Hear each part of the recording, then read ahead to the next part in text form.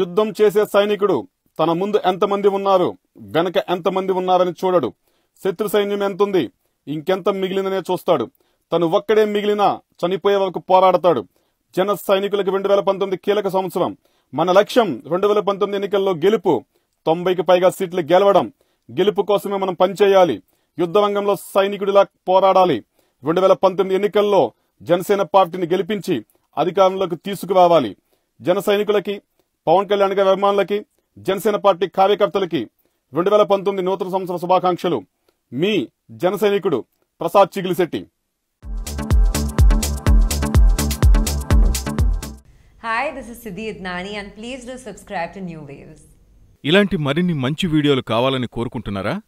అయితే పక్కనే ఉన్న గంట సింబల్ను క్లిక్ చేయండి. అలాగే సబ్స్క్రైబ్ చేయండి.